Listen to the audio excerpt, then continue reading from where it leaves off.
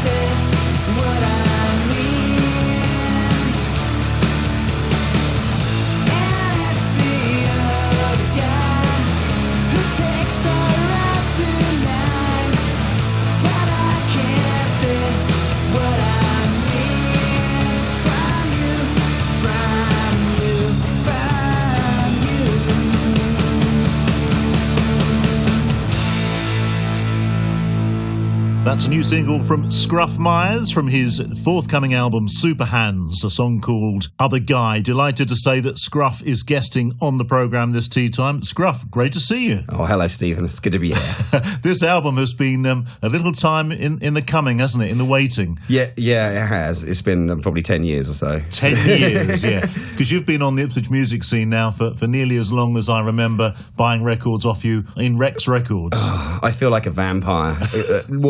Just walking around Ipswich and seeing things what it used to be like, it does feel like I've lived many lives already. Take us back to those early days then. When did you first pick up your guitar? Oh, well, I tried to learn at school, like everybody does with one of those Spanish guitars that everybody had in the house that just appeared. Learned one chord and gave up immediately and wasn't interested. And then one day I heard my older brother Mel playing some guitar riff, and it was like a bolt of lightning just went down, and I went in and I said, "What is that?" And he said, "That's Chuck Berry." And I said, "I need to know how to play that now." So yeah, he that's when it started, really. It was that, and that's where we bonded as well, because he said he didn't know I existed until I started playing guitar. And this is Mel from the Addicts. Yes, yeah. With all the Addict stuff going on in 77, 78 and all that, and I was probably 8-10 years old when this was going on. It was really exciting, and wow, my brother's in a real band, he's bringing records home. It's really exciting. When did you first form a band then? again, I think Mel took me took us under the wing and stuff, and the Addicts as well gave us sort of basically at school. They sort of gave us songs and encouragement, and Peter and Kid's dad, Geordie, who used to run the Murrayside Punk Club, was so supportive of all the youth and stuff, and they were really helpful. And we were just playing our Undertones covers and Ramones songs and things and that, but they just really made us welcome. And with the older guys, the older punks and stuff, who were only literally probably a few years older, but it seemed like a lifetime away at that time. So it all started from there, really, from Murrayside, early 80s, yeah. And your first well-known band locally? I suppose it would probably be Adrenaline. Was probably local heroes and stuff, but probably Perfect Days was the one that we got the record deal and done some stuff, and John Peel sessions, and he was a fan, and got out into Europe for the first time, and I'm very proud of that band, yeah. And running alongside this was your job at Rex Records in Queen Street, or was it Parrot before that for you? It was Parrot. Yeah. It was Parrot Records and stuff like that. I was in love with that place as soon as I, just started to hear Darts on the radio, the rock and roll band and stuff. So I was fascinated by that. And when the Addicts' first single came out, and we had to. Me and my brother drove down to the record shop and Parrot and drop off some of these singles, Lunch with the Addicts in '78 or whatever, and I was just fell in love with it there and then, and I just had to work there, and that was my mission. And I bought that single, and I've still got it. You'll be pleased to hear. Well, it's worth £100. Is it? Yes. My word, that's a bonus. Didn't know that. I won't be parting with it, so it doesn't really make any difference. Yours will be mint as well. So definite £100. So Scruff, you spent years working at Parrot, then Rex Records for Chris. What a sad day when the place shut. Oh, it was. I was in America when it happened as well. So, I got told on the phone. So it was a hell of a shock. Because, me and another friend were going to take it over from Chris, and he wanted to retire. But we just couldn't sort of come to a 100% agreement on that. So it never happened. It's very sad. And it really summed up, where that particular industry was going at the time. If shops like that couldn't make it, there wasn't much chance for many others. Well, yeah. I mean, it's a difference. Like, remember when the reps used to come around, like, everybody would be waiting for, like, say, the kids would be waiting for a Rage Against the Machine album, and the reps would come around and they'd give these promo CDs of the album out to us, and then we could say to the kids, hey, do you want to hear a few tracks? And it was really exciting for them. But then at that time, they're coming in, they've downloaded it before we've got it from the record company, and it changed. I mean, the internet has effectively killed many of the music shops. Yeah, with the vinyl thing. I mean, everything that happens in America kind of rubs off here later, and going back, say, 10 years, and when I was travelling around with the Addicts and stuff, there was a lot of new little indie shops, record shops all starting in America, but it was just like the early days over here. So because of the vinyl thing, I think there's a little bit of interest with it and stuff, but I hope so. I hope it'll always be here. Yeah, me too, but it's never going to reach the heights of, say, the 1970s, is it, and 80s? No, it is. It's I still remember Rag and Bone Men on the street. But you're still releasing your music on CD. In fact, your album's out on CD in a few weeks' time. Tell us about the release date and what you've got planned. Right. Well, I put it out. I decided to go with my own label, and I've just done everything kind of right for the first time, and had some help from some good friends, and helped me sort it out. And we're going to be putting it out on the 28th of September. It's Saturday, and we've got a gig booked at St. Peter's Church, which I'm really, really looking forward to. Well, thanks to Rob Ford for sorting that one out. Yeah, we're really excited. So just gives me a bit of time to do some promo and stuff. And we've got a distributor in the States and stuff who I like, and we'll see how it goes. I'm a good place at the moment, because I'm not saying I don't care, but I just kind of, if I'd have put this album out like it is when I was 20, I would have thought it was going to take over the world.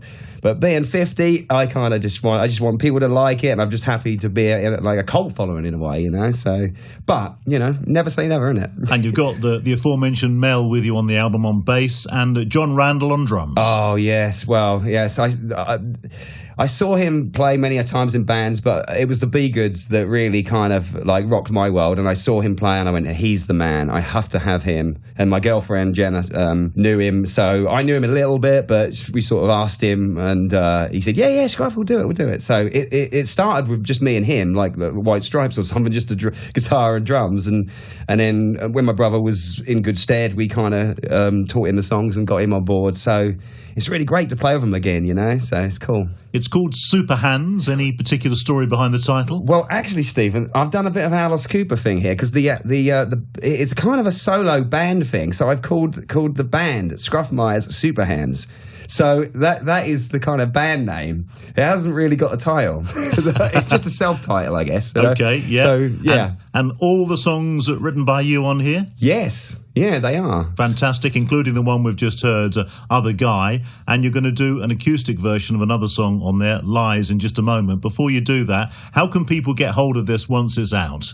Well, we thought we'd keep it for the gig, and that will be the first day. But we've got it lined up for all the iTunes and everything on the download side as well. Probably, the gig and Bandcamp and Amazon, I believe it will be on. So plenty of ways of getting hold of it then come the end of September. Yeah, I'll make sure of that. I bet you can hardly wait for the end of September. No. Well, as my friend Mark Newbury said, you've waited all this time, Scruff. What's a few months?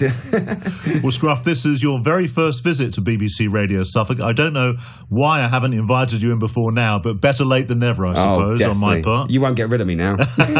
And I know you're going to do a special BBC reintroducing for us, sort of charting your music endeavours here in Ipswich and indeed beyond down the years. So looking forward to that very much indeed.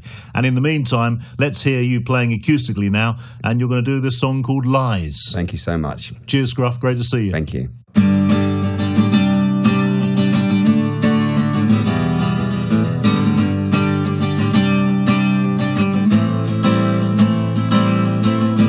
Hanging on to my new friend, and I'll be there till the end, if I'm allowed to, of course.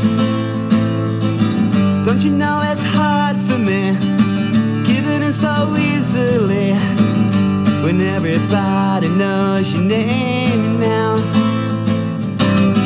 Well, tell me all the lies you've heard before, and we'll put them on the fire to keep us warm. Second season's in, and it's kinda grim. One eye opens for a while, and how can I do that? It's just your laundromat. This is a test or a request now. Well, tell me all the lies you heard before, and we'll put them on the fire to keep us warm.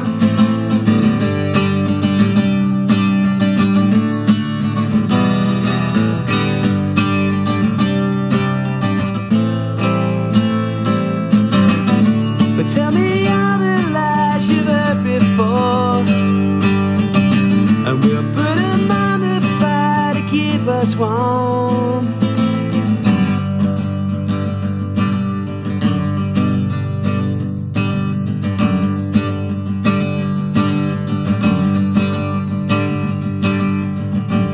Janice said, it's in my head. She could be right, she could be wrong now.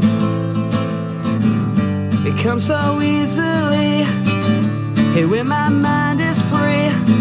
But you're the coolest thing I know now. Well, tell me all the lies you've heard before, and we'll put them on the fire to keep us warm. Yeah, keep us warm. Yeah, yeah.